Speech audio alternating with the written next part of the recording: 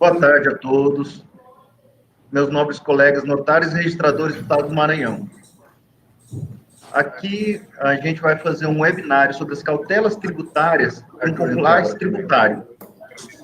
A gente teve essa ideia a partir da reunião que a Secretaria da Receita Federal elaborou no dia 10 do mês passado, surgindo várias dúvidas sobre carnê-leão, sobre imposto de renda, sobre o que seria dedutível ou não seria dedutível. Então, depois dessa reunião, tivemos o Christian, principalmente, teve essa iniciativa de procurar um especialista na área, que foi o Dr. Antônio Herance Filho, que já tem vários livros publicados na área e uma imensa prática sobre o direito notarial e registral, bem como tributário.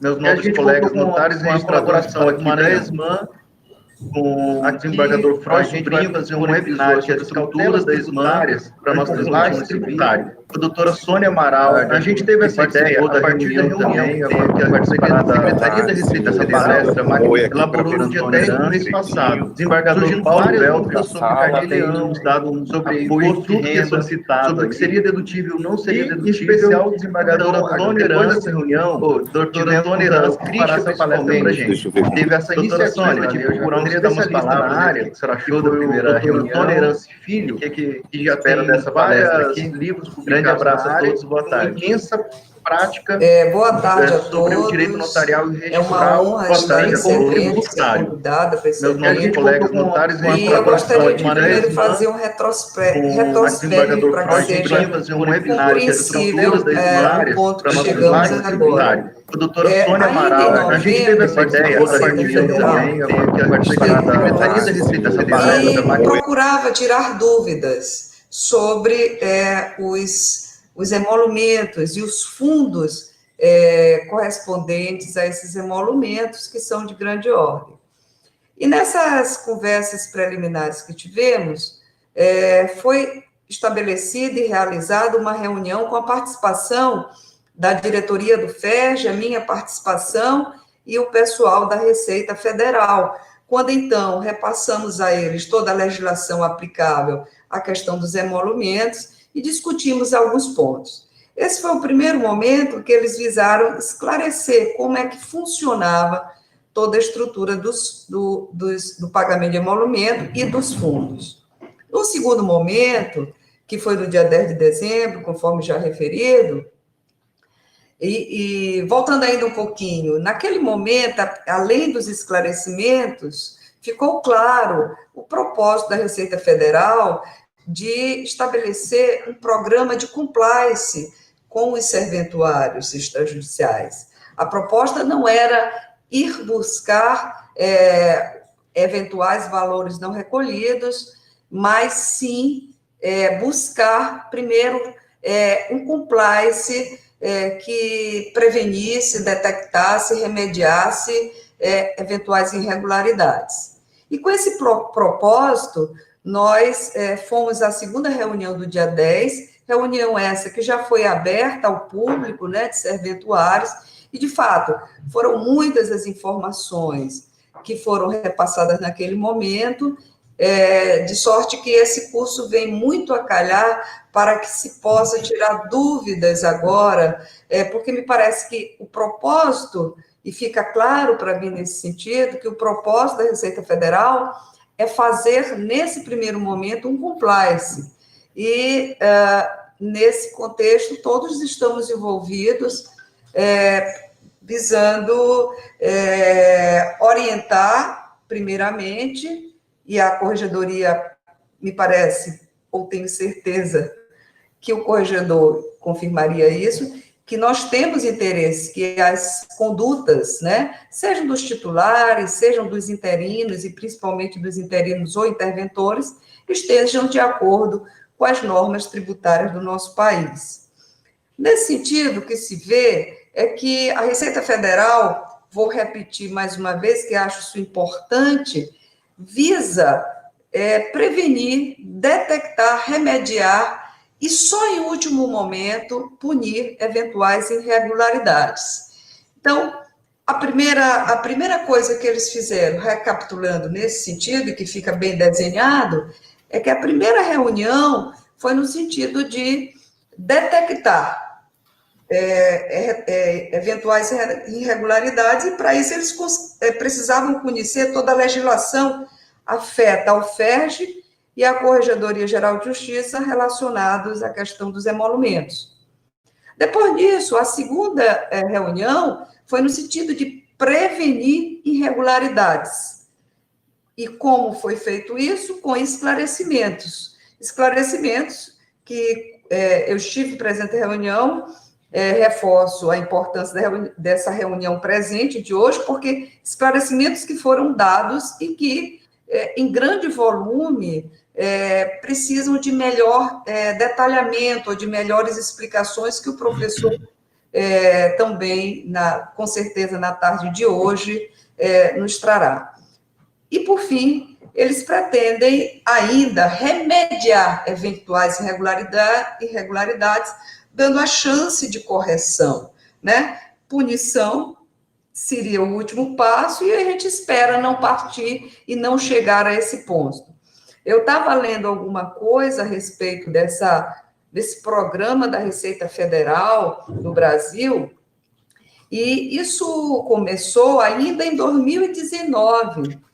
A Receita Federal do Brasil realizou essa proposta de compliance tributária em reunião também de São Paulo e outros estados da federação, mas o de São Paulo, objetivamente, foi realizado em agosto de 2019.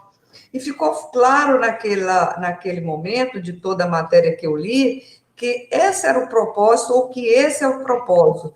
Houve exposições e trataram de algumas informações, foram recomendados algumas formas de tratar a tributação incidente sobre essa despesa escriturada em livro caixa fiscal, adequando-se às deduções informadas da legislação tributária, e foi promovido pelos serventuários a autorregularização, que me parece ser o caso. O trabalho da Receita é no sentido de que nós promovamos a autorregularização, e quando digo nós, refiro aos serventuários. E, basicamente, senhores, foi isso que aconteceu nessas duas reuniões, e hoje nós temos a grata satisfação de estar orientando com o professor Antônio Herance todos os serventuários, né, titulares, interinos, interventores, espero que cheguem a todos, porque o programa de compliance é muito caro também à Corregedoria Geral da Justiça na atual gestão, que desde o primeiro momento comprou a iniciativa de buscar implementar, em termos de Corregedoria Geral da Justiça, esse mecanismo moderno de gestão. Portanto, era somente esses esclarecimentos iniciais que eu gostaria de fazer. Muito obrigada.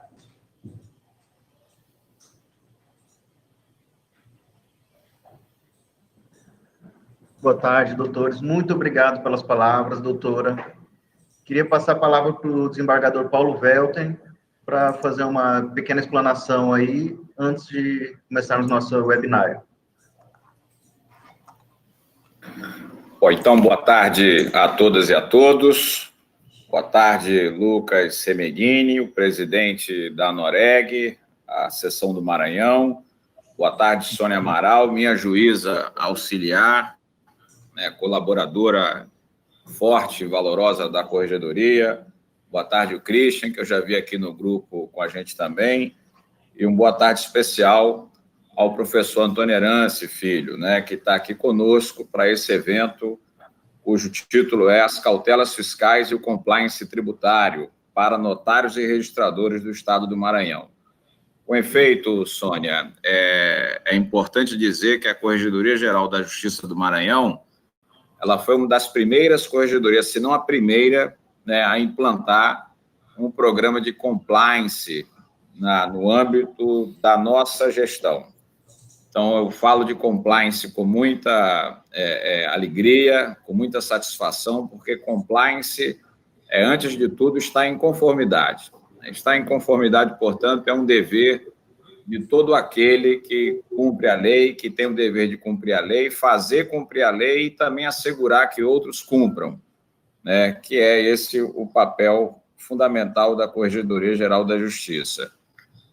Eu gosto de lembrar uma fala recente do ex-presidente do Tribunal de Justiça de São Paulo, que esteve aqui conosco, no evento sobre registro civil, o desembargador Renato Nalini, e ele, com muita maestria, identificou que nós, no Poder Judiciário, atuamos como agência regulatória do serviço extrajudicial.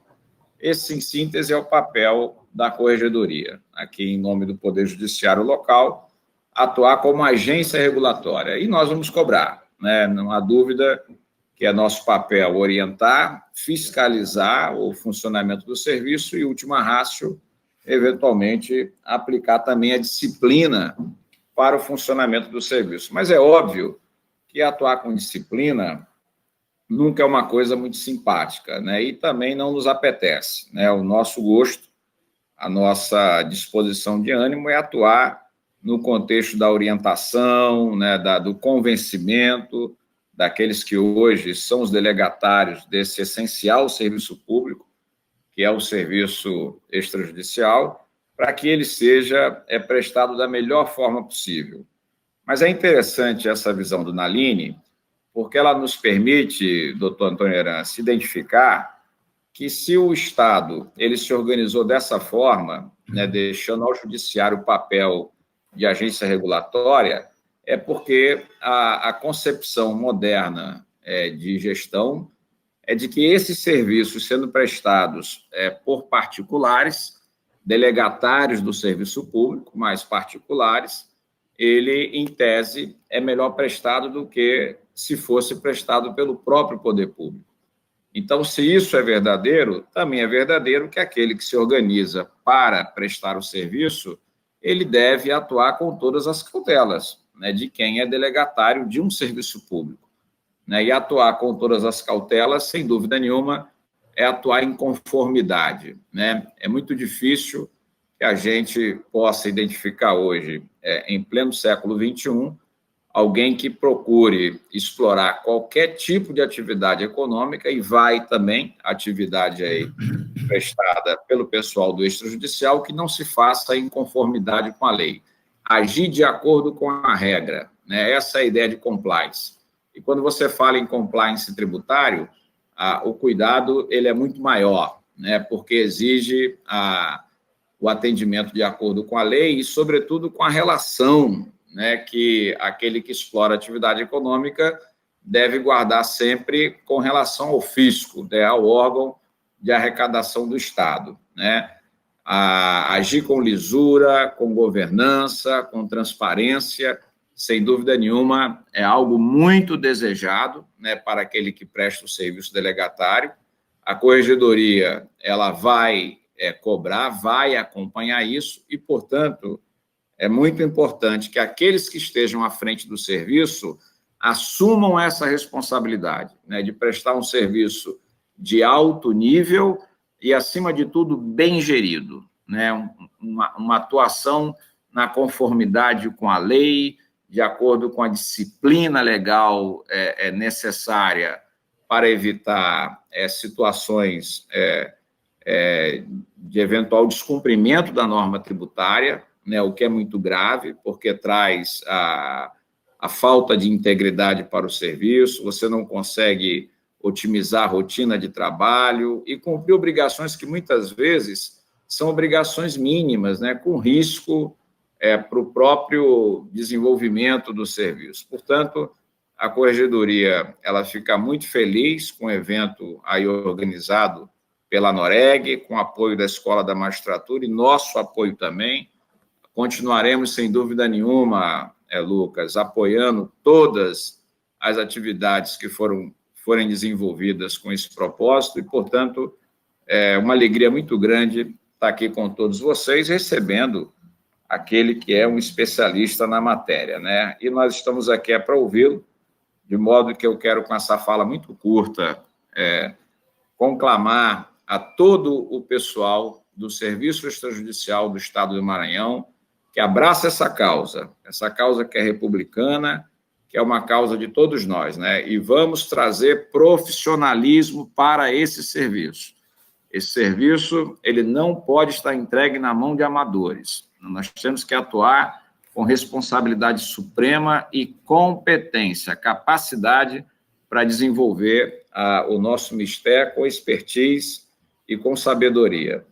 Bom, nós temos aqui hoje, para nos brindar, né, com a sua fala, o professor Antônio Herance Filho, né, que é também um prático, porque é advogado, especialista em direito tributário pela Pontifícia Católica de São Paulo, que tem, de fato, uma das melhores escolas do país, se não a melhor, na área tributária, sob a batuta do professor Paulo de Barros Carvalho, meu amigo querido, especial. Fico muito feliz de tê-lo aqui, doutor Antônio Herance, saber que Vossa Excelência vem dessa escola. É também ele especialista em direito constitucional e de contratos pelo Centro de Extensão Universitária de São Paulo. Aqui eu fico com muita maior alegria ainda de saber, de estar encontrando aqui um colega do Centro de Extensão, porque eu também, doutor Herance, passei pelo Centro de Extensão Universitário, lá do nosso querido professor Ives Gandra, né, da nossa tradicional Maestro Cardim, né, fui frequentador por mais de um ano daquela escola, esse curso de contratos que tinha o professor Restife, Paulo Restife Neto, como um dos coordenadores, certamente o senhor vai se recordar dele. Então, vejo aqui mais também que o professor Antônio Herance tem aqui especialização ainda em Direito Registral Imobiliário, pela PUC, agora de Minas Gerais, é mestre, professor em Direito em cursos de pós-graduação, inclusive da própria PUC Minas, virtual, coautor do livro Escrituras Públicas, Separação, Divórcio, Inventário e Partilha Consensuais, Análise Civil, Processual Civil, Tributária e Notarial, obra editada pela RT, autor de vários artigos publicados em periódicos destinados a notários e registradores. Então, como a gente pode ver aqui desse mini currículo, é só um mini currículo, bastante substancioso, é que, de fato, o Lucas teve a preocupação de trazer, para nos brindar aí com a sua fala, um profissional do mais elevado calibre e competência. E a gente fica com muita alegria de poder aqui apresentá-lo, doutor Antônio Herance.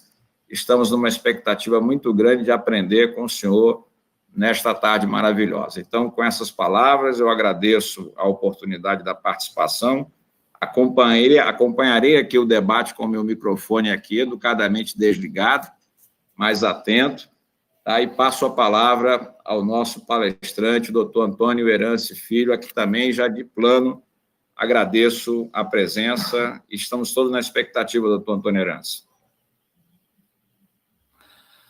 Muito boa tarde a todos. Eu reitero que muita honra me defere a oportunidade que me foi concedida de estar entre todos vocês nesse tão importante e marcante momento. Eu preciso aqui, se me permitem, fazer uma saudação toda especial ao Poder Judiciário do Estado do Maranhão, e faço isso nas pessoas do desembargador Paulo Velten, corregedor-geral do Tribunal do Maranhão, e da meritíssima juíza, doutora Sônia Amaral, que tem participação já nesse assunto desde o primeiro momento em que a Receita Federal se propôs a tratar do imposto de renda incidente sobre os emolumentos como oportunidade de autorregularização, com os conceitos da compliance tributária e também com a sugestão de uma ideia que muito a gente vai debater aqui hoje,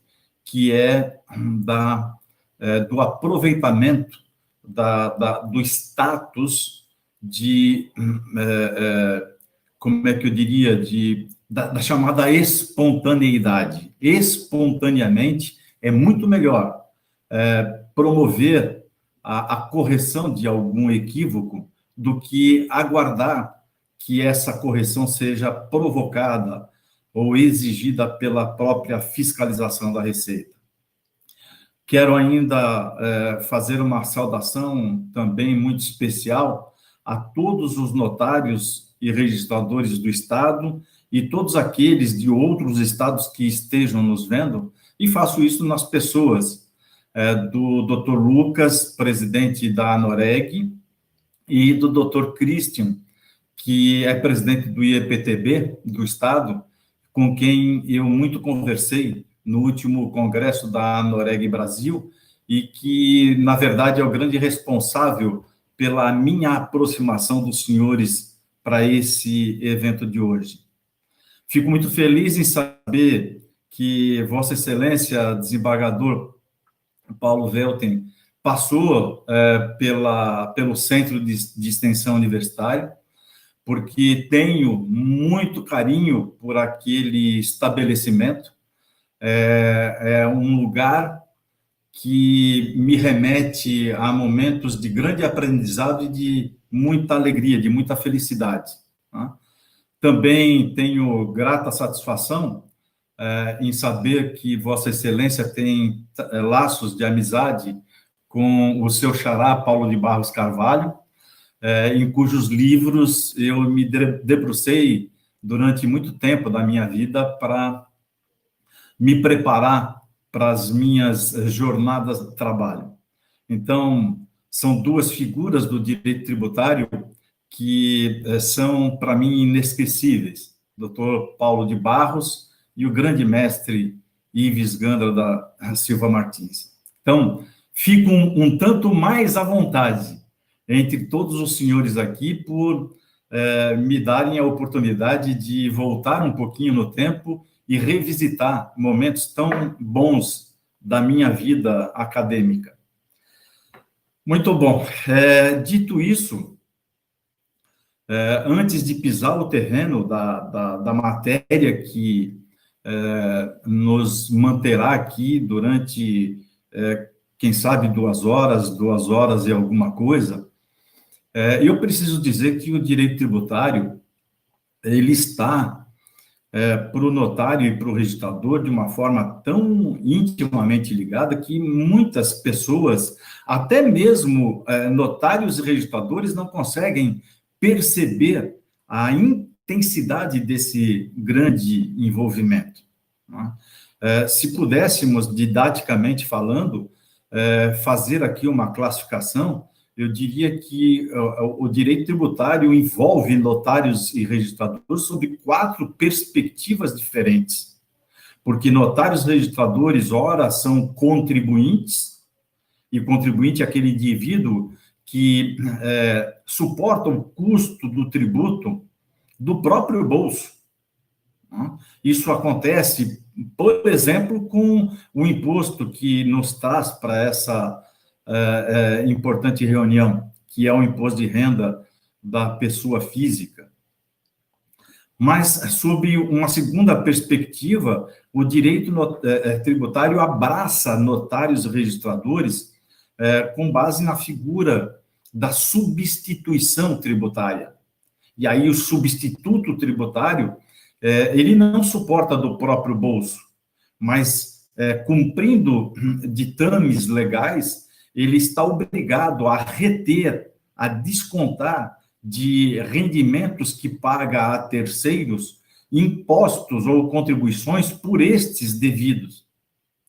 Então, não suporta do próprio bolso, mas retém e repassa aos cofres respectivos. Exemplos clássicos: o imposto de renda retido na fonte, a contribuição previdenciária devida pelos prepostos dos notários e dos registradores, e até os emolumentos. A Suprema Corte já decidiu e se manifestou reiteradas vezes nesse sentido. Os emolumentos têm natureza tributária. E nesse sentido, aquilo tudo que vai além dos emolumentos pertencentes ao notário e ao registrador, que são pagos pelos usuários, tem essa roupagem de taxas fiscalizatórias. Daí a necessidade de alguém, substituto tributário, descontar do usuário e levar aos cofres respectivos.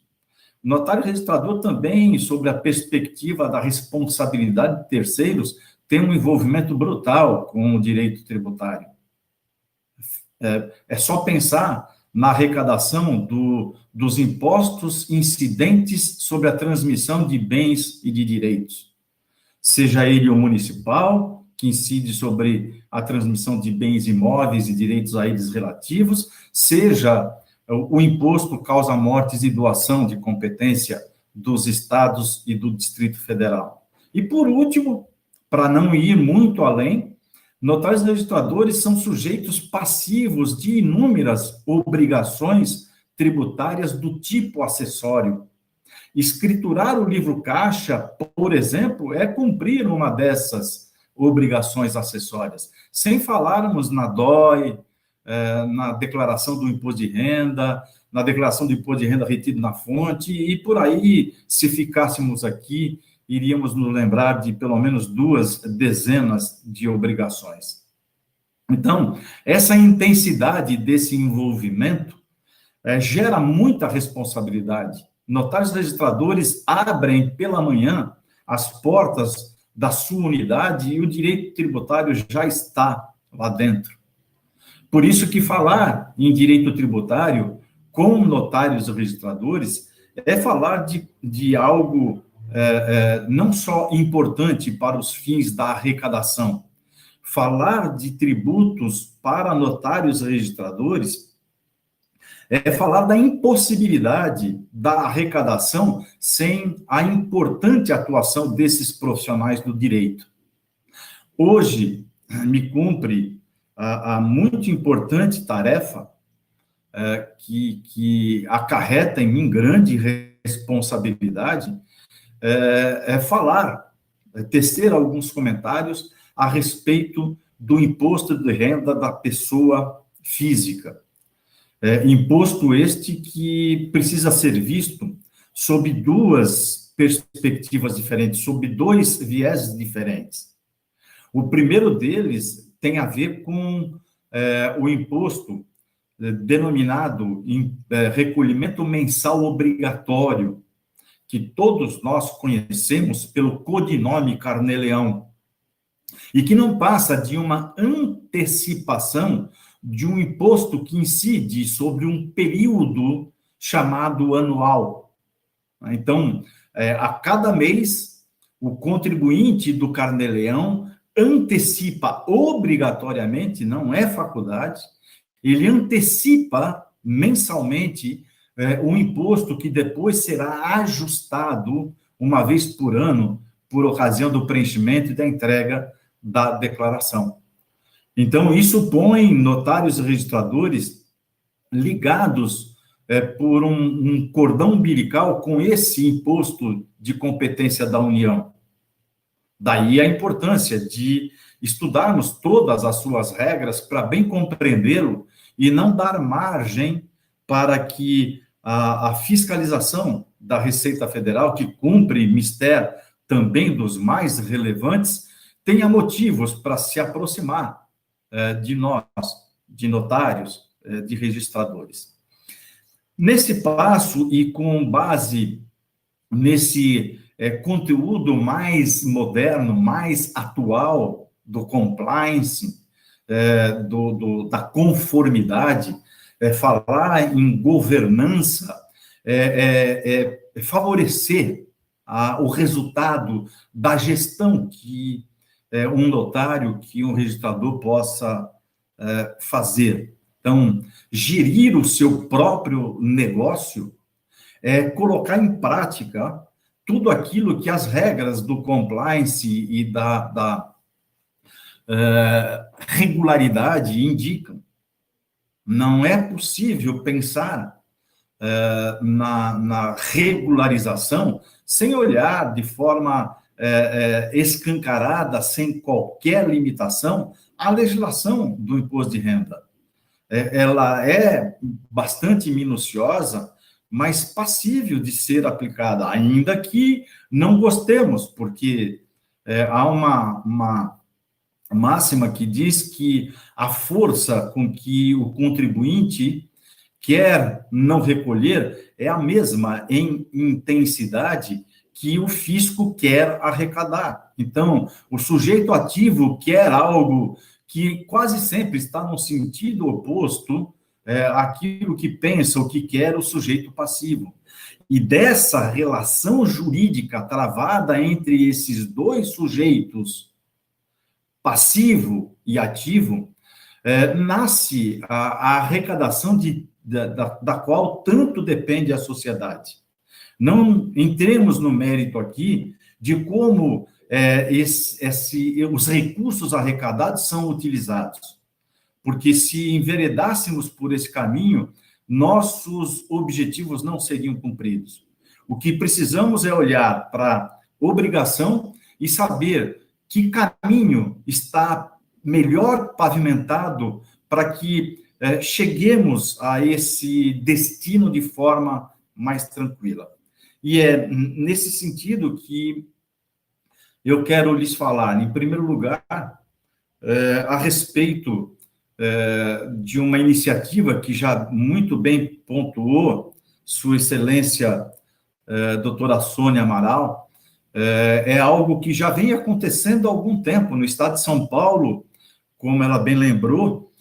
Isso já aconteceu em 2019, mas não foi só no estado de São Paulo.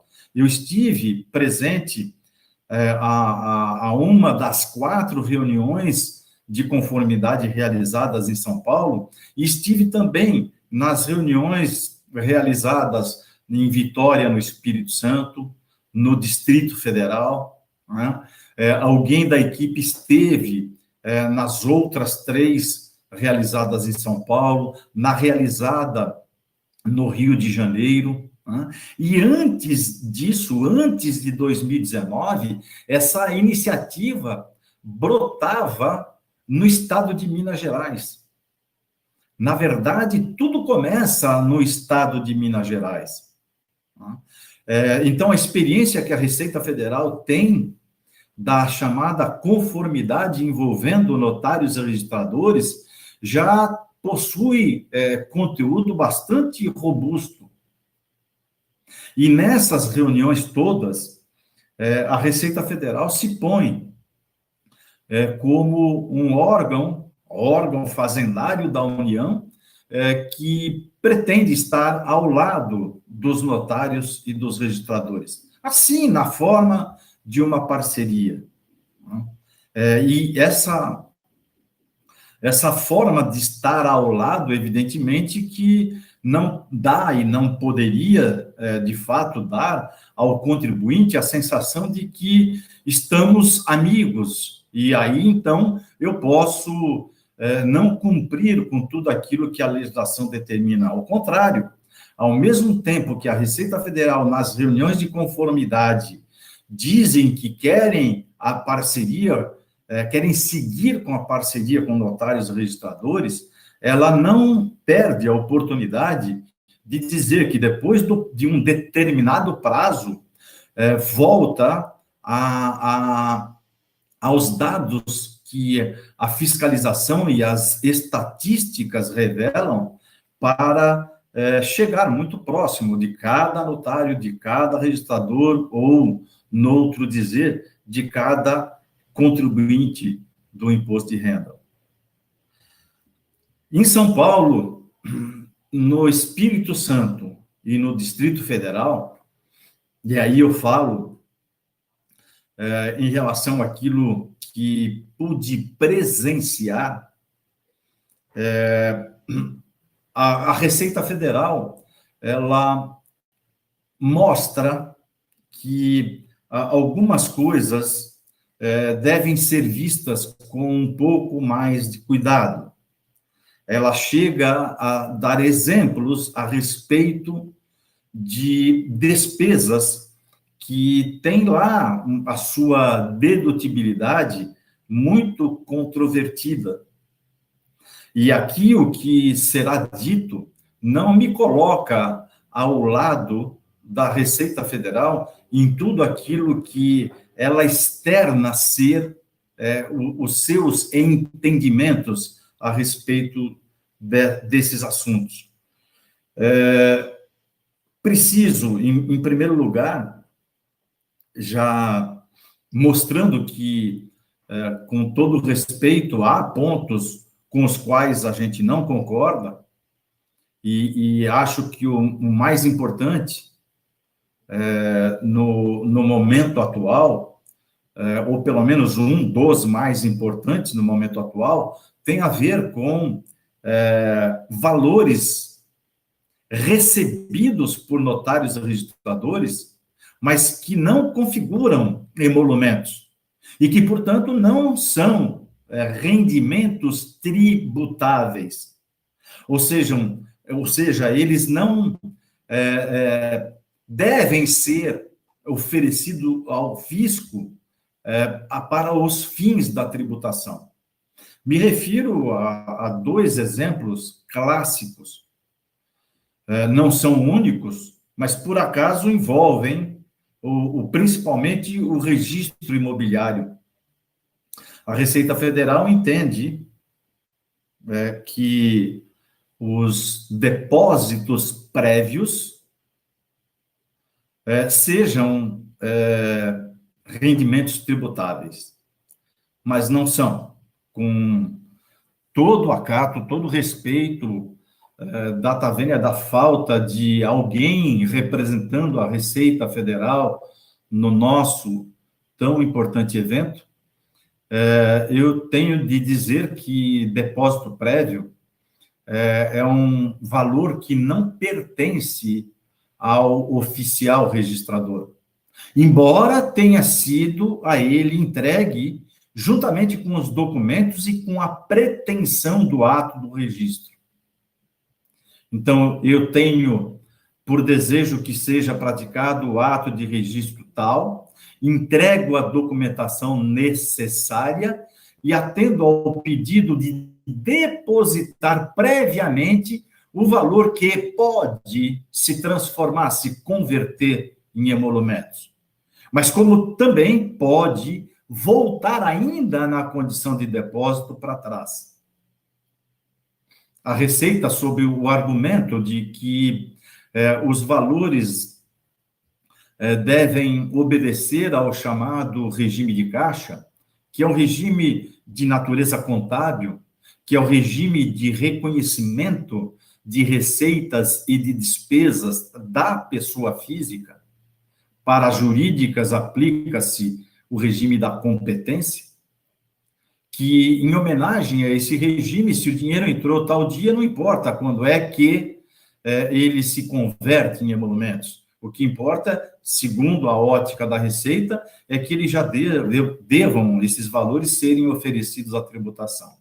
Me parece ledo engano, porque como esse valor não pertence àquele oficial registrador, ele tem de estar num determinado lugar, numa conta específica, para, inclusive, se o caso, ser entregue a um oficial que o suceder.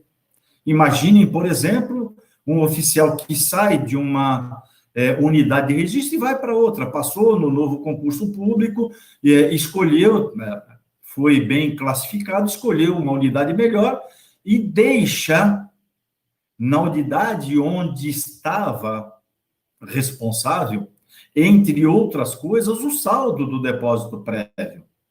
Porque quem chega no seu lugar tem de praticar o ato, tem que selar o ato, né? E para isso precisa do saldo. Então, isso fica como uma demonstração que nem tudo que a gente vai ver aqui vai na direção da conformidade como foi posta pela Receita Federal. É lógico que, se você quer colocar o depósito prévio nessa condição já de rendimento tributável, ninguém o impedirá. Mas que, tecnicamente, isso não é de ser exigido, eu tenho que deixar isso absolutamente claro. Mas o que mais interessa para a gente, nesse momento, é como é que essa autorregularização pode acontecer e que vantagens terá o contribuinte promovendo a autorregularização. A espontaneidade a qual eu já me referi, ela surge, ela emerge da dicção do artigo 138 do nosso Código Tributário Nacional. E essa espontaneidade garante ao contribuinte um tratamento muito mais favorável, porque regularizar espontaneamente beneficia também o sujeito ativo, o erário. Lógico, então, por primeira conclusão, que o fisco quer estimular a autorregularização, dando ênfase e atribuindo importância a essa figura da espontaneidade. Então, como fica o contribuinte que se vale da autorregularização e aquele que deixa as providências virem por iniciativa da própria fiscalização? Todos nós sabemos que os tributos de competência da União, quando recolhidos fora do prazo legal, eles estão sujeitos aos chamados acréscimos moratórios, aos encargos moratórios. Então, o contribuinte que recolhe depois do prazo fixado pela lei, ele não pode recolher só o valor do principal. Ele tem de recolher o valor do principal devidamente acrescido de multa e de juros de mora. A multa como penalidade pelo desrespeito ao prazo fixado pela legislação e os juros de mora por conta da necessidade de se recuperar o poder aquisitivo do valor que deveria ter sido lá atrás recolhido. Esses encargos moratórios fazem com que o valor devido seja recolhido em conformidade com a legislação.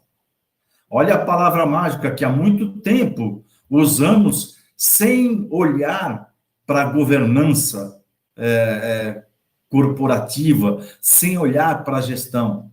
É recolher em conformidade com a lei. E fazer tudo aquilo que a lei determina é estar em conformidade com ela. E nesse modo de ver essa nossa situação, precisamos comparar, então, esse peso dos acréscimos moratórios, quando o recolhimento é feito espontaneamente pelo contribuinte, com a situação que decorre de provocação ou de iniciativa da fiscalização. Quando perde o contribuinte a espontaneidade, ele não mais pode recolher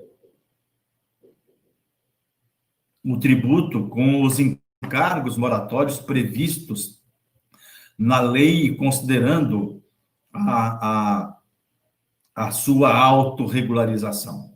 Ele se sujeita, a partir, então, da iniciativa do fisco, a um recolhimento de uma multa, que essa sim sofre alteração, porque ela é penalidade.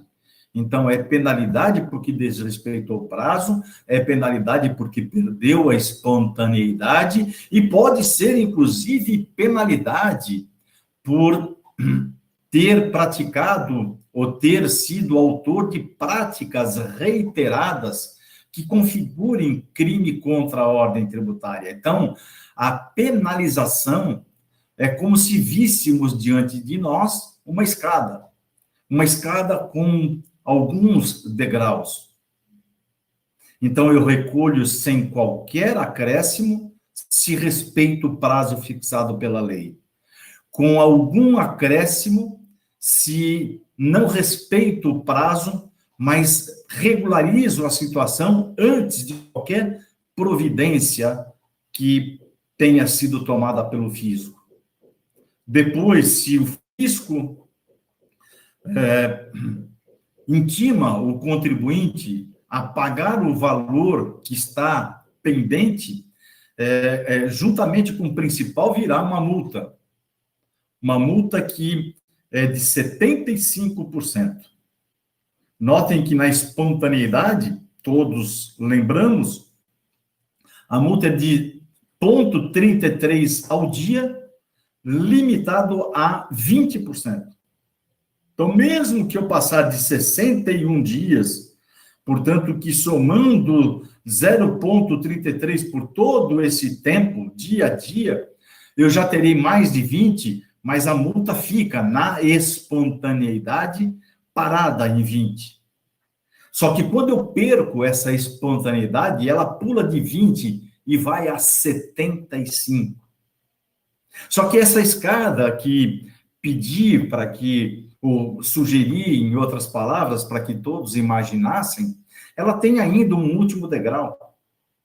Porque essa multa, aplicada por iniciativa do fisco, quando a conduta do contribuinte, que felizmente entre notários e registradores pouco se vê nesse sentido, mas quando há conduta que possa ser classificada como evasão fiscal, ou seja, classificada como, ou tipificada como crime contra a ordem tributária, a multa dobra, ela é agravada.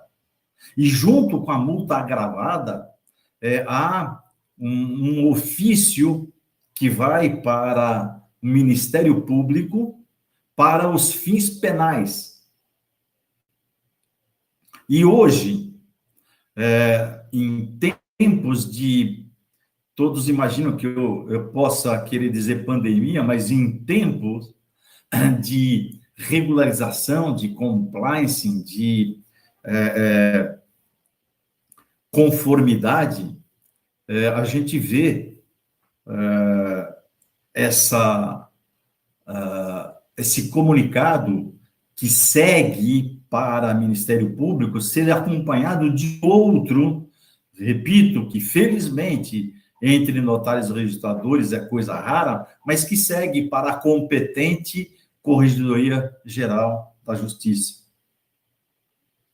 Não há, evidentemente, necessidade, tampouco poderia eu citar exemplos, sem incorrer em desrespeito à ética profissional, mas há casos em que a respectiva corregedoria já foi comunicada pela Receita Federal por suspeita de autoria de crime contra a ordem tributária. Então, muito importante olhar para determinadas questões, porque muito menos do que se pode imaginar pode representar ou acarretar dissabores sem qualquer tipo de comparação. Então, hoje, falar em autorregularização significa propor a ideia de simplificar a vida, quer do ponto de vista financeiro, porque a autorregularização custa menos, quer do ponto de vista das providências que serão necessárias a partir do momento em que se aplicar, por exemplo, uma multa agravada. Isso não fica na liberalidade do auditor fiscal. Ele, no cumprimento do chamado e tão conhecido poder-dever, ele precisa cumprir os atos perante o contribuinte e seguir com seus atos, inclusive em relação ao ofício que é dirigido ao Ministério Público, se for o caso e quando for o caso. Isso não fica ao talante do auditor.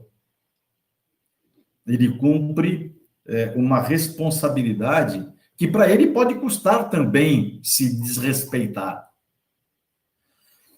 Nbom, caminhando um pouco mais em relação àquilo tudo que foi feito pela Receita Federal nessas reuniões, sobretudo as de 2019, a gente precisa ainda considerar que uma regra básica do direito tributário, quando falamos no imposto de renda da pessoa física, é que o rendimento bruto percebido pelo contribuinte, ele pode ser reduzido de algumas parcelas. Na verdade, para os fins do Carnê-Leão, a lei autoriza determinados contribuintes, e entre eles estão notários registradores, que o rendimento bruto respectivo seja reduzido por meio de 4 parcelas. A primeira é muito simples, aplica-se a todo contribuinte do imposto de renda, tem a ver com o valor mensal para cada dependente. Depois, é sabido também por todos que o contribuinte pode deduzir a contribuição previdenciária pessoal que pague, na condição de segurado da Previdência Social da União. Esse contribuinte, esse segurado, apresentará o valor da sua contribuição previdenciária no cômputo do imposto.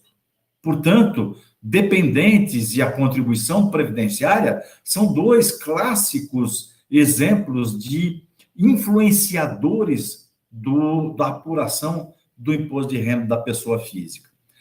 Menos comum, é verdade, mas o contribuinte que experimenta a dissolução da sociedade conjugal e que passa a ser devedor de pensão alimentícia, ele pode, por absoluta previsão legal, ele pode reduzir a base de incidência do seu imposto, levando em conta o valor dessa pensão que paga. Por quê? Porque o beneficiário da pensão que é o sujeito passivo do imposto de renda. Então, ele pode deduzir dependentes, pode deduzir contribuição previdenciária pessoal e pode, se no caso, deduzir a chamada pensão alimentícia. E agora, mais diretamente aos notários e aos registradores, eu posso dizer que também é de se deduzir o valor das despesas escrituradas em livro caixa. Então, o livro caixa fiscal, ele existe não por acaso. Essa obrigação tributária acessória, ela está diante de notários registradores, entre outros contribuintes do Carnê-Leão, a fim de que essa prestação de contas, essa apuração do Carnê-Leão ocorra de forma correta, justa. E aí, precisamos lembrar que só as despesas reconhecidas como dedutíveis que podem influenciar a apuração do imposto de renda do Carnê-Leão. Então, estamos diante de um cenário completo. No mês a mês, o contribuinte, e agora usando sempre exemplos da classe ou das classes notariais e de registro, o contribuinte do imposto de renda terá a faculdade de diminuir o valor mensal dos seus emolumentos, considerando as parcelas dos dependentes, da contribuição previdenciária pessoal, da pensão alimentícia e das despesas escrituradas em livro caixa. Essa a simples sistemática. O mais difícil nisso tudo é conseguir olhar com olhos de ver, se me permitem a afirmação, para as despesas dedutíveis. Porque nem tudo que é gasto por um contribuinte das atividades notariais e de registro tem o reconhecimento na legislação como despesa dedutível. Então, precisamos conhecer a legislação tributária nesse quesito para ou mudar a forma de gerir do meu negócio, da minha atividade, para ou não incorrer nesse tipo de despesa, optando por outras possibilidades que com segurança há, e que aí sim a lei admite como dedutível, ou assumir que pago por essa via que elegi, mas não incluo essa despesa no cômputo do tributo. Os caminhos estão abertos e os dois são possíveis. Caminhar por um ou por outro é dado ao contribuinte escolher. Mas quando ele escolhe por um, evidentemente que ele tem que seguir toda aquela disciplina. Ele não pode desejar o melhor dos mundos escolhendo um dos dois caminhos.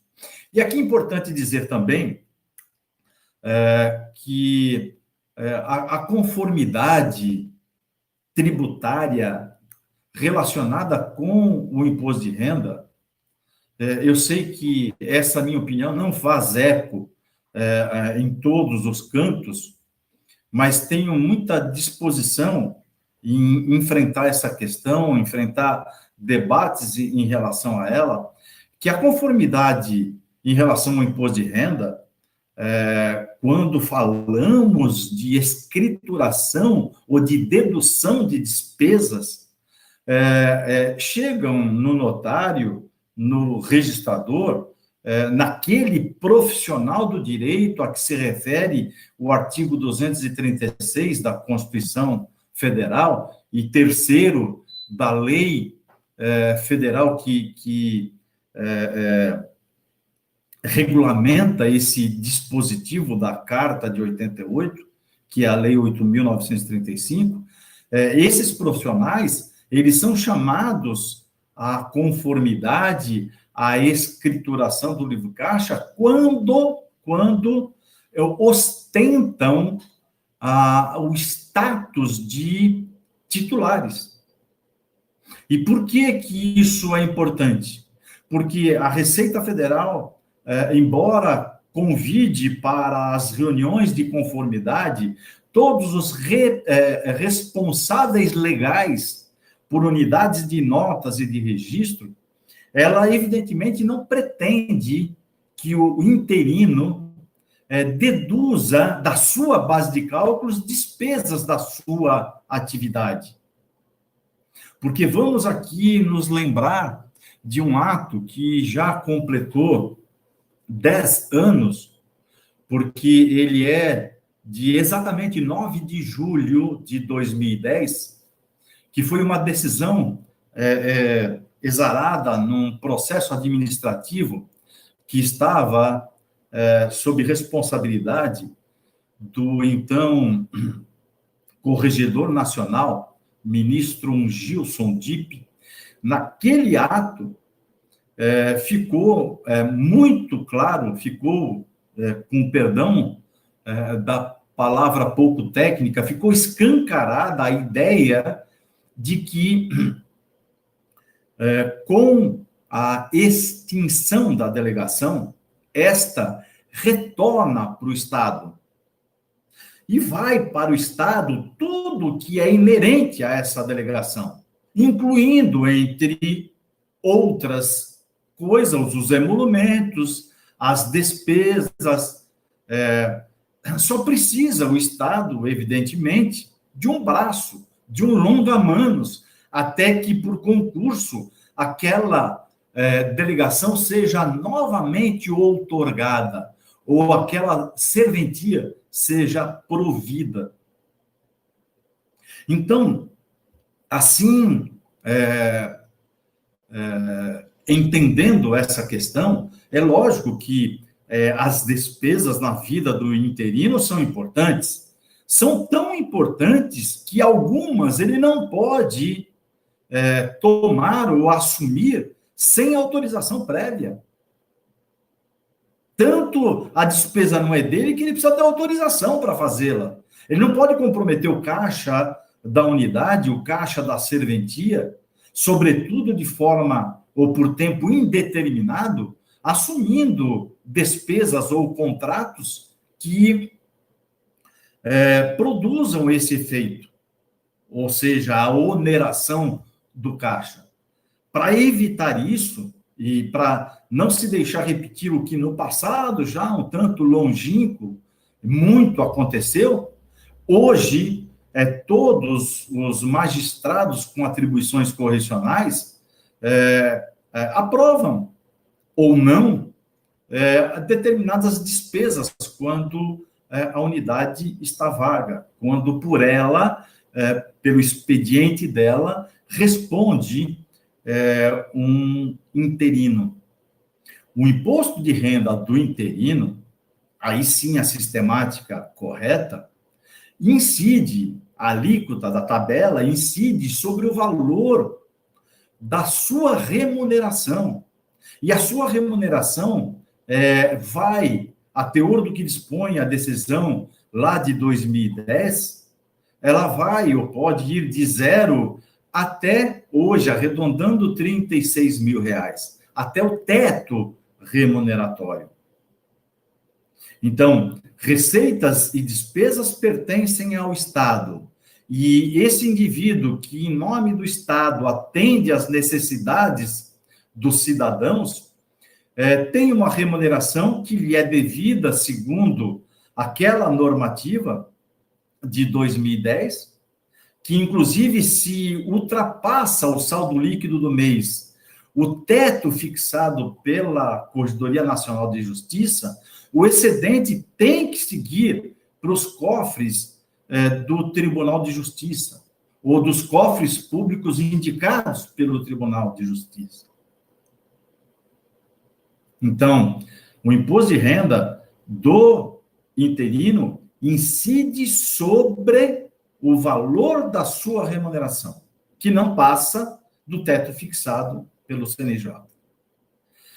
Ótimo, então dá para a gente concluir num primeiro momento, ou já no segundo, porque lá atrás a gente já havia chegado a uma conclusão, de que em qualquer unidade de notas e de registro, esteja à frente dela um titular, um interino, ou até mesmo um interventor, nós temos que em todas essas unidades há que se manter a escrituração do Diário Auxiliar. Livro que, para todo o Brasil, é instituído pelo provimento CNJ número 34 de 2013, que 2 anos depois, 2015, é revogado e substituído pelo provimento 45, até hoje em vigor.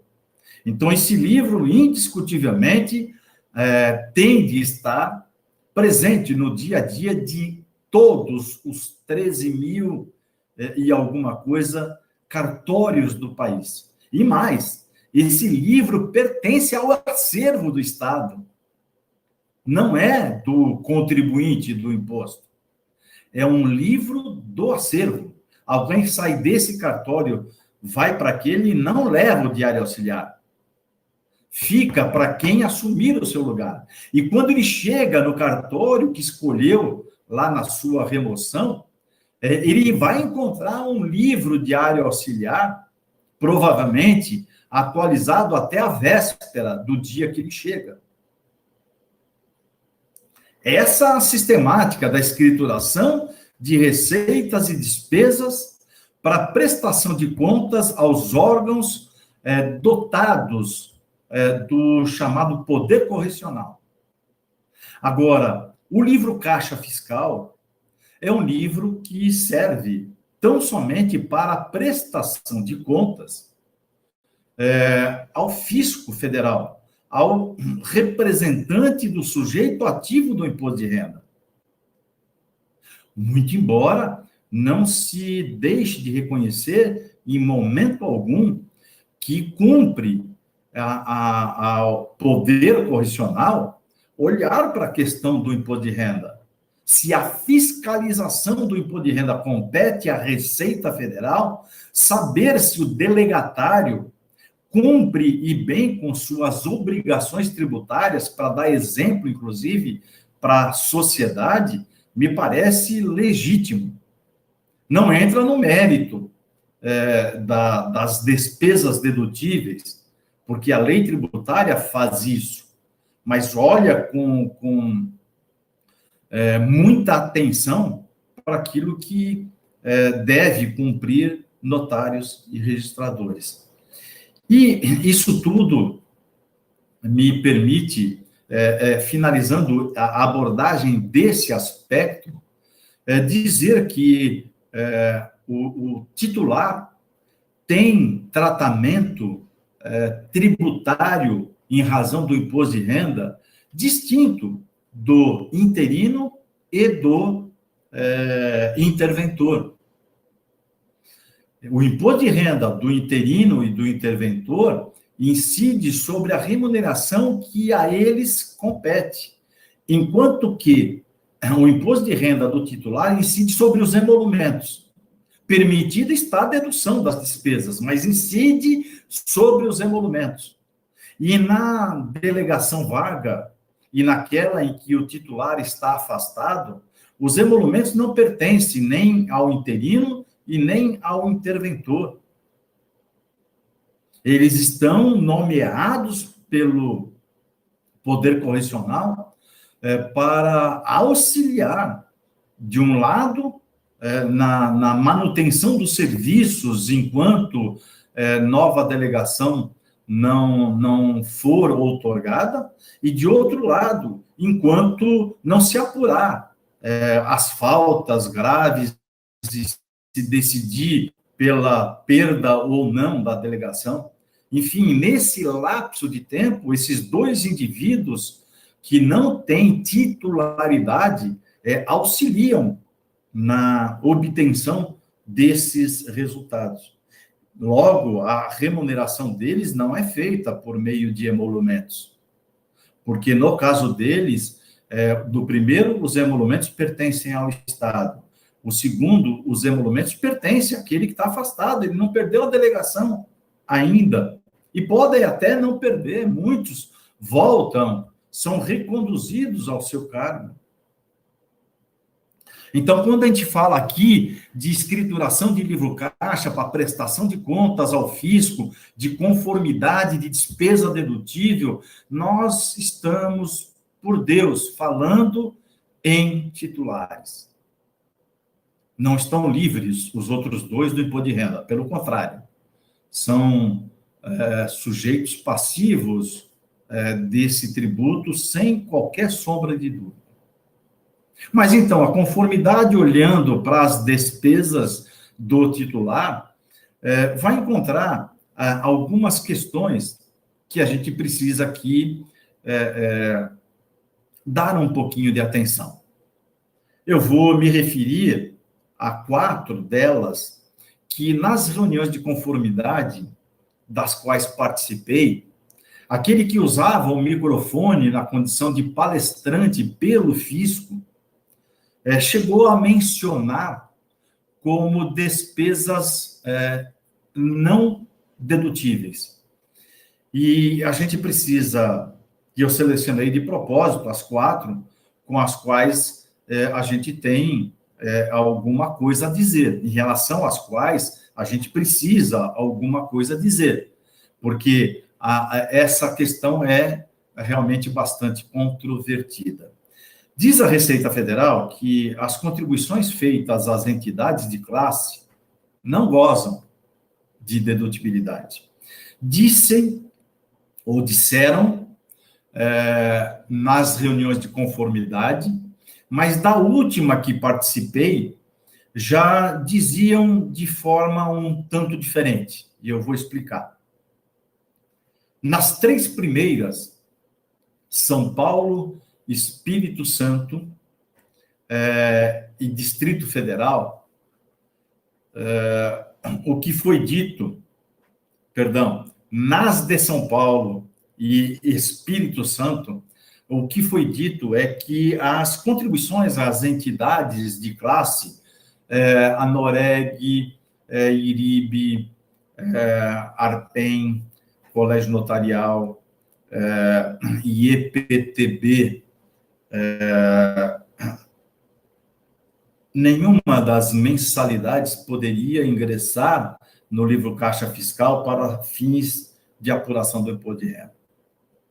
E o assunto passou, a partir daí, ficar nesse terreno do controvertido, porque a própria Receita Federal, num lindo trabalho que faz e mantém todos os anos atualizado, que está lá no sítio do órgão fazendário da União na internet, que se chama Perguntas e Respostas do Imposto de Renda da Pessoa Física, que já está na sua versão 2020, tem uma questão entre as 600 e tantas a umas 15, 16, salvo engano, que tratam do livro Caixa de Notários e de Registradores. E uma delas trata especificamente das contribuições às entidades de classe, e a indagação de que se pode deduzir ou não, a resposta do fisco nesse trabalho é um sonoro sim. Na última reunião da qual eu participei, a flexibilizada, por assim dizer, dada ou feita pelo auditor fiscal que conduzia os trabalhos, já não era de que essas contribuições não fossem dedutíveis. É que elas só seriam dedutíveis se necessárias à percepção do rendimento e à manutenção da fonte produtora do notário, do registrador. Aí, então, evidentemente que se permitiu sair da não dedutibilidade para a dedutibilidade dessas despesas. É lógico que aquele que estiver recolhendo para uma entidade que nada tem a ver com o seu ofício está fora do alcance dessa determinação ou dessa manifestação fazendária. Mas o registrador de imóveis que contribui mensalmente com a Noreg, com o IRIB, no estado de São Paulo com a ARISP, tem com essas despesas legítimas, genuínas despesas dedutíveis. Aquele que é tabelião de notas, quando contribui para a Noreg, recolhe contribuição mensal aos cofres do CNB, do Colégio Notarial, e eu ouso até dizer, do próprio IRIB, porque a todo tabelião de notas interessa e muito saber se a escritura que lavou terá ingresso ou não. Então, conhecer as normas de conduta dos oficiais de registro é para lá de prudente. E essa prudência já foi até realçada pelo ilustre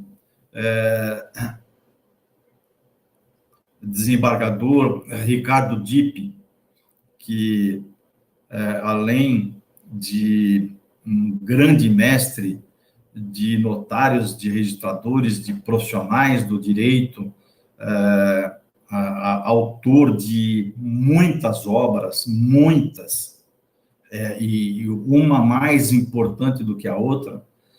Além disso, vai aqui o nosso fraterno abraço ao desembargador Ricardo Dipp, porque muito tem contribuído com sua coluna no informativo notarial registral, as publicações NR, que eu tenho muita honra de há 31 anos conduzir. O Dr. Ricardo Dipp é colunista do INR e ele reitera em tudo que escreve, por todo lado, quando se manifesta, que a prudência notarial, ela, evidentemente que com suas próprias palavras, que ela chega às questões do registro. Porque o que seria dos instrumentos públicos lavrados nas notas, se elas não tivessem, ou se eles, instrumentos, não tivessem ingresso no competente registro imobiliário, não tivesse ingresso ao folho real.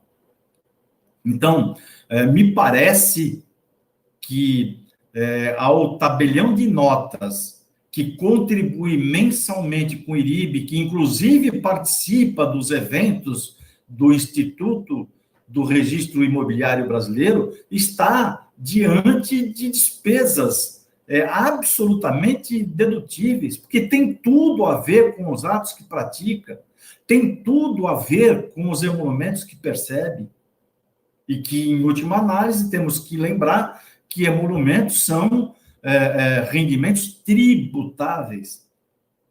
Então, quanto mais emolumentos eu percebo, maior contribuinte sou eu. E por falar em maior contribuinte, não sei se já tomaram conhecimento, entre a data em que combinei com meu querido amigo Dr. Christian Carvalho de participar desse evento, e a data de hoje, foi publicado um ato, uma portaria da Receita Federal do Brasil, que trata do monitoramento dos chamados maiores contribuintes.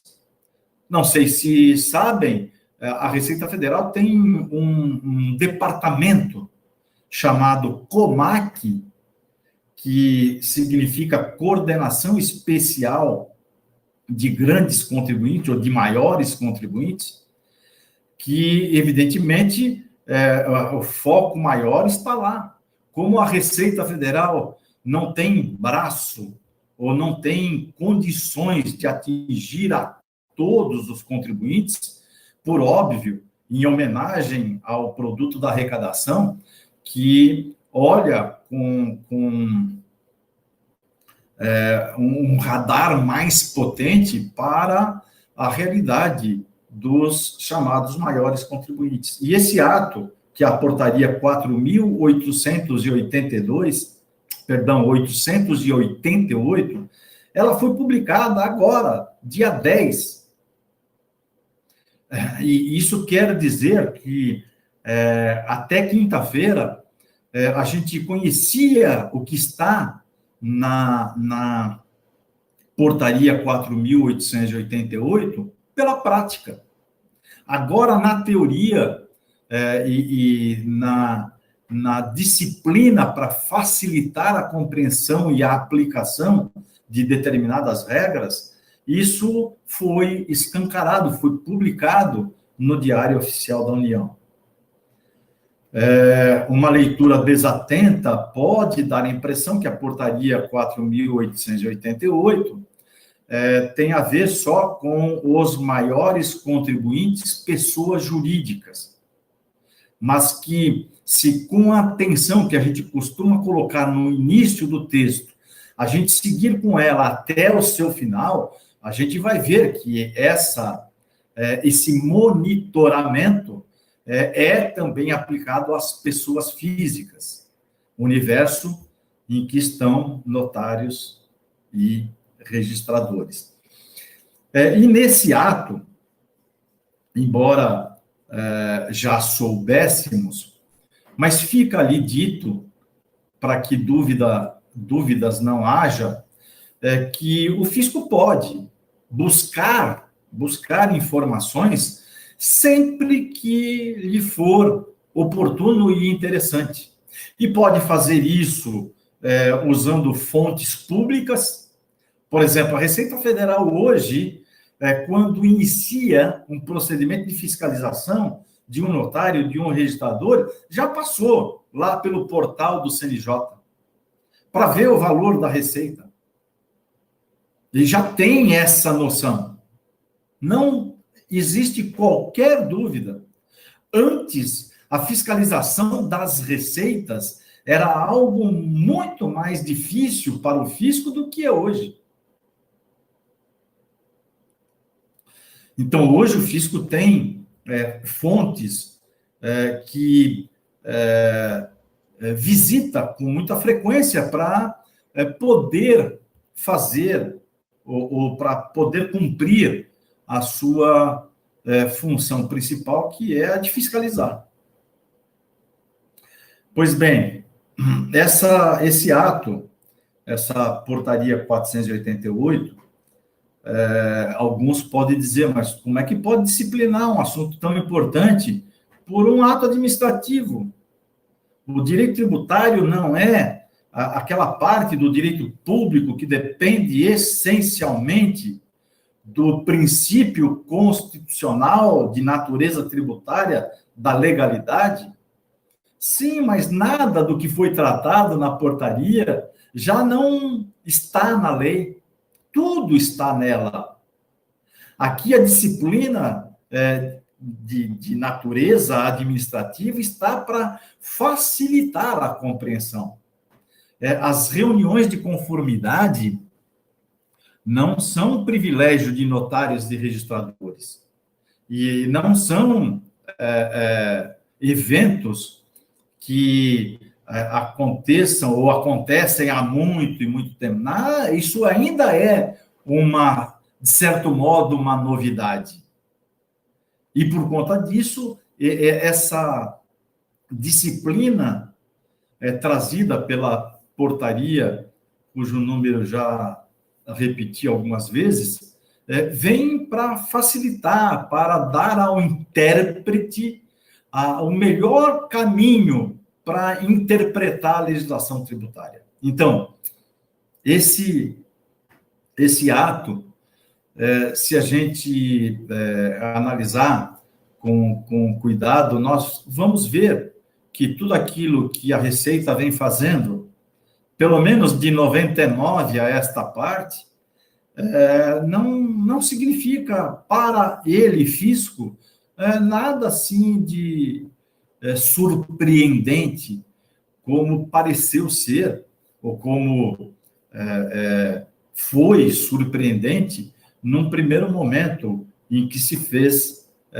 as primeiras reuniões de conformidade. Parecia que o fisco havia montado um esquema absolutamente duro para trazer notários e registradores e outros contribuintes para a regularidade, para o uso da moralidade, da honestidade. Nada disso. A conformidade é para reiterar o que está na lei e para dizer, olha, estamos olhando para você. Você tem chance ainda de espontaneamente fazer o que a lei determina. Depois de algum tempo, e parece que por aí, no Maranhão, a Receita fixou o prazo em 15 de janeiro. A reunião aconteceu dia 10 de novembro e estendeu, o fisco, provavelmente por conta de final de semana, ou coisa que o valha, estendeu o prazo até dia 15 de janeiro. Normalmente fala em 60 dias. Dessa vez, pouco mais de 65. Ora, essa reunião de conformidade, ela foi realizada pelo fisco com custo. Custou, na pior das hipóteses, o tempo daqueles profissionais que se debruçaram sobre essas questões. E o fisco decidiu investir na chamada possibilidade, para não dizer probabilidade, de se ter, por meio da autorregularização, o recolhimento de importâncias que não fosse essa iniciativa e não ocorreriam. Eu disse no início que o fisco se coloca ao lado de notários e registradores, isso é verdade, desejando continuar com eles na condição de parceiros, isso também é verdade, mas não se perca de vista que, vencido o prazo, o fisco olhará para o notário, para o registrador, como um contribuinte que provavelmente inadimpliu. E não é por atribuir culpa sem a apuração devida. É porque acha o fisco, e aí, de certa forma, eu diria que é exagero, mas acha o fisco que, por tudo que olhou, dados estatísticos, comparou cartórios de cidades de mesmo potencial, com a mesma densidade demográfica, e vê nuns despesas maiores do que noutros. Por que é que alguém, na mesma função, gastaria mais do que outro? Será que essa apuração respeita a legislação? Então, é nesse sentido, e até porque, para o fisco, o contribuinte, com todo respeito, de novo, fala mentira até que prove ser verdade, isso nos compete. Na condição de contribuinte, a obrigação é do sujeito passivo mesmo. Eu tenho que dizer para o fisco qual foi a minha remuneração e tenho que provar. Eu tenho que dizer para o fisco quais foram as minhas deduções e provar. E a prova, o fisco exige. Quando o contribuinte é pessoa física que não está sujeito à escrituração de receitas e despesas em livro caixa, a comprovação fica um tanto mais simples. Mas muitos contribuintes na malha, que não notários, que não registradores, que na malha fiscal, não conseguem provar o que alegaram ter como despesa, e tiveram as suas respectivas situações levadas para um clima bastante ruim.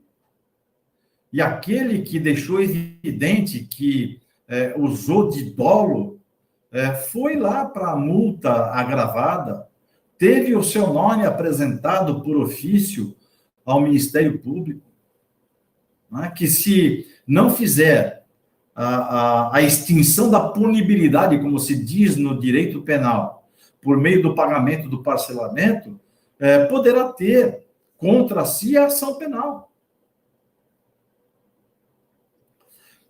Esse raciocínio, então, já me permite tomar um outro caminho para dizer que a dedução, a exemplo do que citei aqui, que é a contribuição ou as contribuições às entidades de classe, nós temos outras situações que nos colocam também numa situação ou numa posição de embate. Nem todos têm ou experimentam essas situações, mas aqueles que experimentaram já tiveram esse tipo de dispêndio glosado.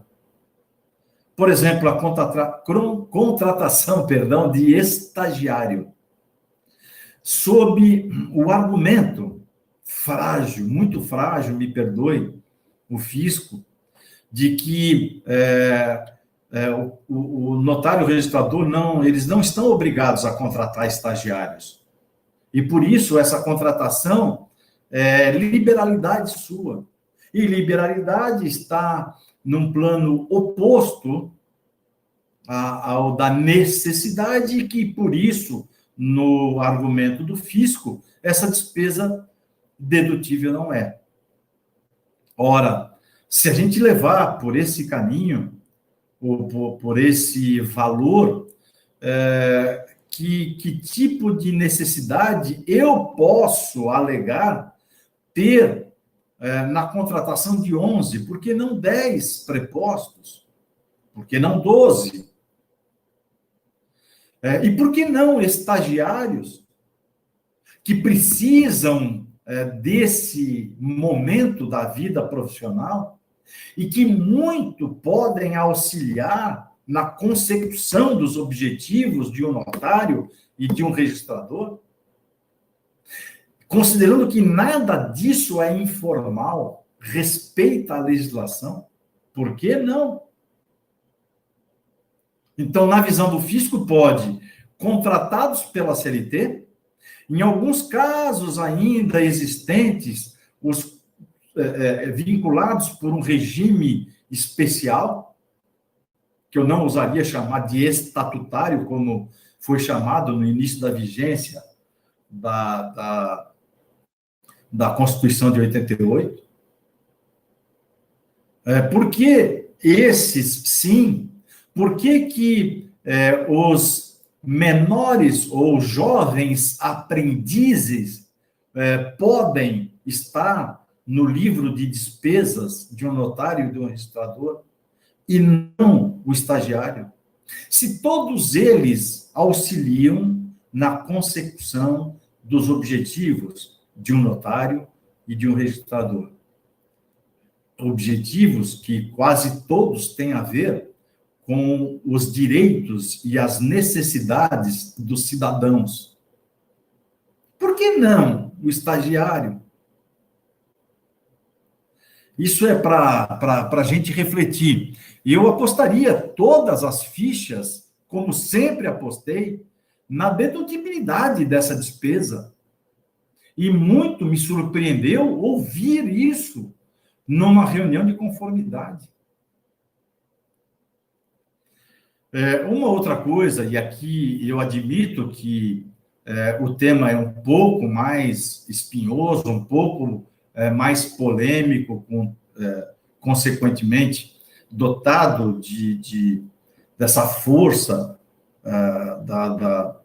das posições em extremos, eu diria que está a despesa com estacionamento. Se a gente pensar que o atendimento ao usuário é algo que deve ser buscado por todo notário, por todo registrador, e que não se pode negar que um tabelião de notas, por exemplo, e melhor exemplo, um tabelião de notas que oferece, que está ou que esteja no centro de uma grande cidade, que ao oferecer estacionamento aos seus usuários, que ele atrai usuários e que ele, então, com essa conduta, influencia o valor dos seus emolumentos. Além da qualidade dos atos e do restante do atendimento que ele faz, oferecer estacionamento é algo extremamente útil para a percepção da receita do tabelião de notas. É verdade, não se pode dizer o mesmo do oficial de registro, por exemplo, em que o endereço do cartório tem de ser buscado pelo usuário e ponto final. Se a matrícula imobiliária, por exemplo, está naquele cartório, é naquele cartório que eu tenho de ir. Mas no tabelião de notas, eu vou àquele... Por isso que o artigo 8º da Lei 8.935 é explícito em dizer que a escolha do tabelião é livre. Eu vou naquele que melhor me atende. Eu vou àquele em que saio de lá com segurança de que o melhor foi feito do ponto de vista jurídico. Estou falando de segurança jurídica. E, evidentemente, que busco o tabelião que não seja muito difícil o acesso a ele. Quando eu sou obrigado, paciência, mas quando eu tenho alternativas e uma delas ou algumas delas me dão esse tipo de comodidade, de facilidade, a tendência é de eleger esse, por conta também das outras características, como o meu tabelião. E aí a pergunta que não quer calar: o estacionamento é mera liberalidade ou é uma despesa que influencia a percepção do rendimento tributável do tabelião? Eu fico com a segunda resposta. E sendo ela a resposta correta, não podemos ter dúvida de que estamos falando de uma despesa genuinamente dedutível. Uma outra questão que me gera um sentimento de inconformismo tem a ver com o fornecimento de uniformes. Uniforme, o fisco já se manifestou em alguns momentos como liberalidade do contribuinte, que, portanto, despesa dedutível não é. E isso, data vênia, é não querer enxergar a realidade desses serviços.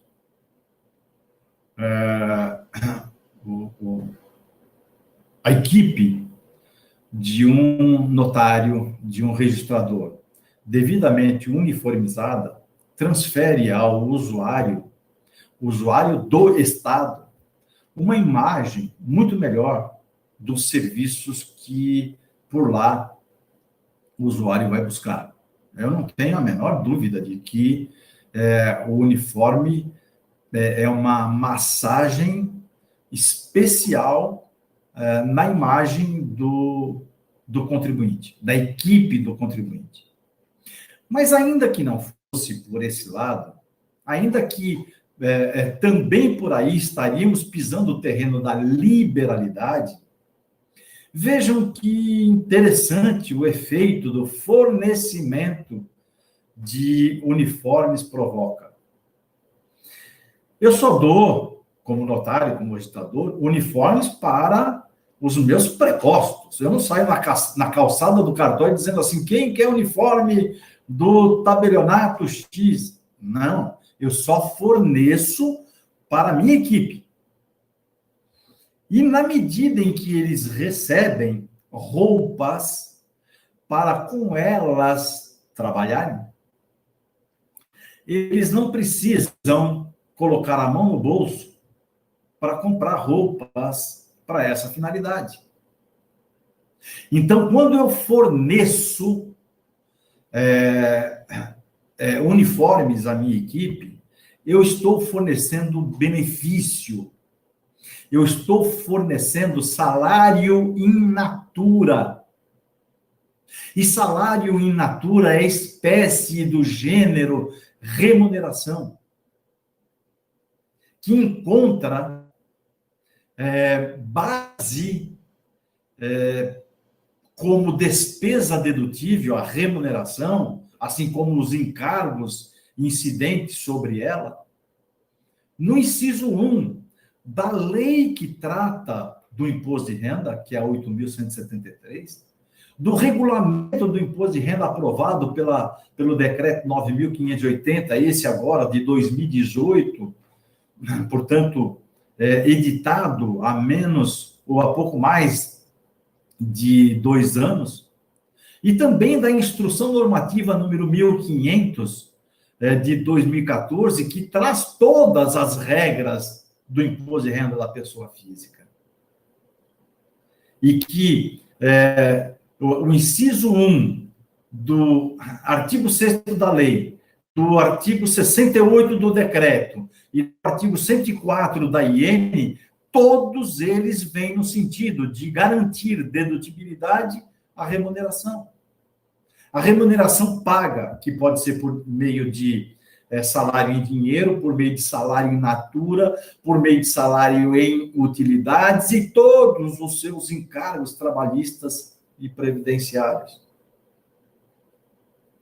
Ora, se estou pagando remuneração ou se alguns preferem colocar isso como encargo, porque depois de concedido por algum tempo, não pode mais tirar por conta da habitualidade, que é uma figura de direito trabalhista, e que por isso, então, integra. Eu estou tratando de algo que está no bojo da contraprestação que eu, empregador, faço, a prestação de serviço que ele me entrega. Então, eu não posso concordar que fornecimento de uniforme para o indivíduo trabalhar durante a sua jornada seja liberalidade ou possa não ser despesa dedutível. Mas eu listei esses 4 exemplos de despesas que não são pacificadas como dedutíveis, tampouco como não dedutíveis. Então, se você, na tua tarefa, que eu espero que você faça, na tua tarefa de regularização, que você não tire aquilo que tem convicção de que dedutível seja. Eu não tiraria essas, com toda a liberdade, pedindo venha a todos os integrantes aqui da mesa virtual, eu não tiraria. Eu tiraria o que eu vou falar mais para frente, que aí, por engano ou por alguma razão, se estiver no teu livro caixa, não perca a oportunidade de autorregularizar essa tua situação. Então, não quer dizer, concluindo, que com as manifestações do fisco, e que a última que ocorreu no nosso país foi a virtual do dia 10 de novembro próximo passado, dirigida a notários e registradores do Estado do Maranhão, não significa que dessa reunião eu tenha que sair cortando tudo que fiz, porque agora serei pego. Não se trata de providência nessa direção. A autorregularização é uma oportunidade que o contribuinte tem para corrigir os seus próprios erros. Ele sabe dos erros quando souber, pronto, mão na massa e fazer a autorregularização. O que é? Como autorregularizar? Escriturando ou reescriturando o livro, tirando aquilo que você sabe, porventura souber, que não pode, encontrando nova base do tributo, recalculando este e recolhendo espontaneamente a diferença que está pendente. Se o contribuinte não sabe, ele tem a oportunidade de buscar saber. Nós aqui, e sem querer divulgar muito o nosso trabalho, mas por força do que quero transmitir, já divulgando, no segundo semestre de 2019, nosso escritório foi muito demandado. Nós fomos muito procurados por notários e registradores das regiões por onde a Receita já havia passado, para fazermos algo muito importante que você faça, que é a chamada auditoria. Você é capaz de auditar o seu próprio livro? Faça isso. Olhe para todos os lançamentos e não perca a oportunidade. Não tem condições, é muita coisa, você não tem condições de olhar tecnicamente para isso? Delegue. Entregue a alguém essa missão, para que em tempo hábil você possa sair fora dessa rota de colisão com o fisco.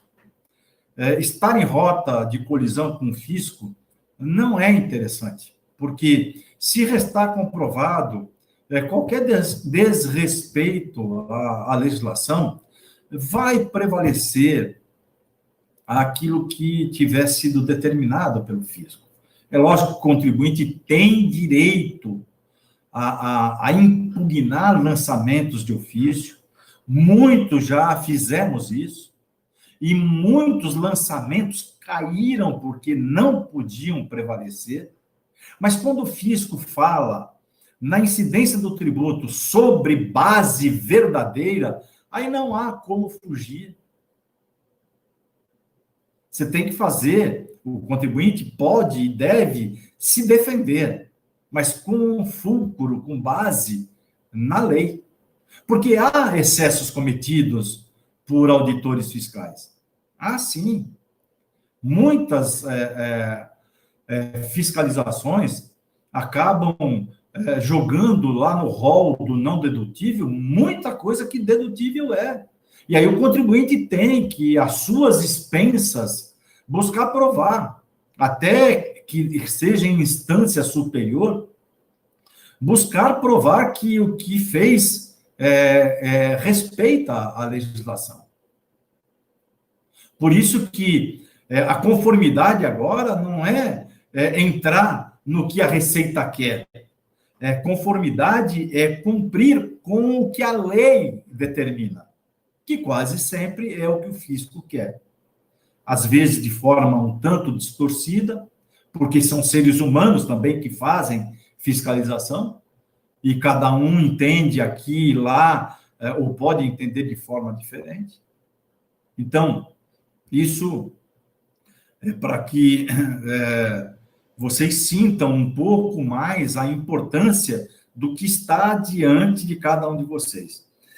Eu preciso dizer, já que listei 4 que são controvertidas a sua dedutibilidade, em que pese defendamos aqui do nosso lado que é direito legítimo do contribuinte, eu preciso lembrar de 2 que muita gente acha que é um dos problemas maiores, mas não sabem, alguns, por isso vale a pena a ressalva aqui, ou fazer menção a elas 2, tem a ver com despesas com convênio médico e despesas com ajuda à alimentação, com ajuda à refeição. Já foi, tá para trás de 2015, a época em que um auditor fiscal, num canto do país, dizia que notários registradores poderiam deduzir despesas com convênios médicos, por meio dos quais eles custeavam essa assistência aos seus prepostos. Porque existia opinião favorável e opinião desfavorável. Em alguns cantos, opiniões que admitiam, noutros que glosavam e que, se o indivíduo não recorresse, assim ficava. Como, em muitos casos, assim ficou. Mas a menção a esses 2 dispêndios, convênio médico e odontológico e ajuda à alimentação e refeição, eu tenho que dizer para vocês que isso não só já está pacificado, por ato com força normativa vinculante, vincula todos os auditores fiscais da Receita Federal. Então, para não lhes tirar tempo das nossas discussões, eu deixo marcada essa informação.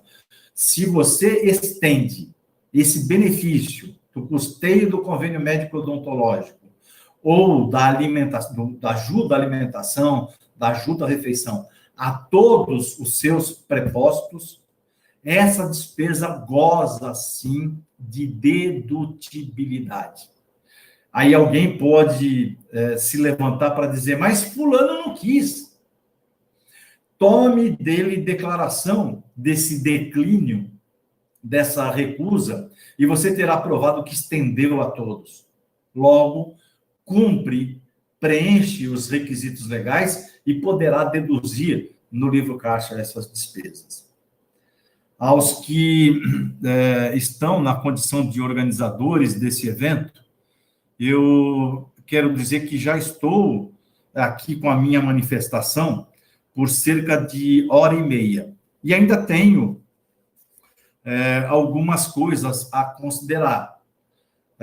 Peço, então, que tomem a liberdade de me sinalizar quando entenderem que a gente já deva abrir para as perguntas. Eu não sei que volume de perguntas a gente já teria. Então, eu vou falando aqui, mas, por favor, doutor Lucas, doutor Cristian, basta um sinalzinho e eu compreenderei que é momento de começar.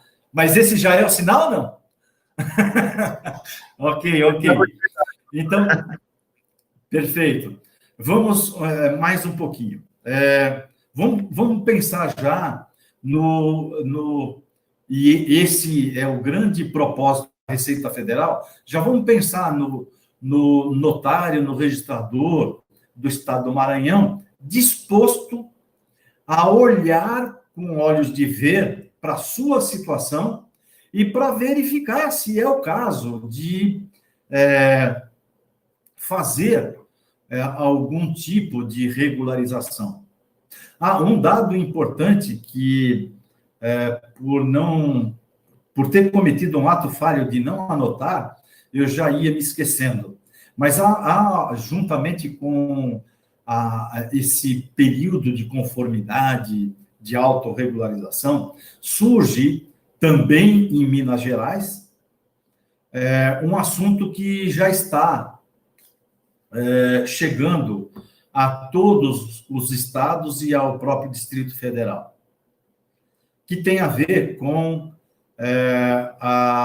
o fundo de compensação dos atos gratuitos praticados pelos registradores civis das pessoas naturais, principalmente nesse caso. Também dá para se falar o mesmo quando se fala nos estados que experimentam essa realidade, também do fundo de complementação da renda mínima, considerando lá as chamadas unidades deficitárias. Seja num caso, seja no outro, o fisco, por provocação de uma registradora civil das pessoas naturais do Estado mineiro, que, por meio de uma consulta tributária, indagou ao fisco se o valor que recebia, ou que ela recebe desse fundo lá nas Minas Gerais, se é rendimento tributável pelo imposto de renda. E se é rendimento tributável, isso já faz tempo que perguntou, e se é rendimento tributável, se ela tem que oferecer a tributação pela via do Carnê-Leão, inserindo o valor como rendimento no livro caixa, ou se a tributação que deva incidir sobre esses rendimentos é a da retenção na fonte, já que os órgãos gestores desses fundos normalmente estão representados por uma pessoa jurídica, seja de direito público, que é o que me parece ocorre no estado do Maranhão, ou de direito privado, como ocorre no estado de São Paulo, que essa responsabilidade está entregue ao Sinoreg, à Noreg do Mato Grosso, ao Sinoreg do estado do Capixaba e por aí, ao FECOM no estado da Bahia.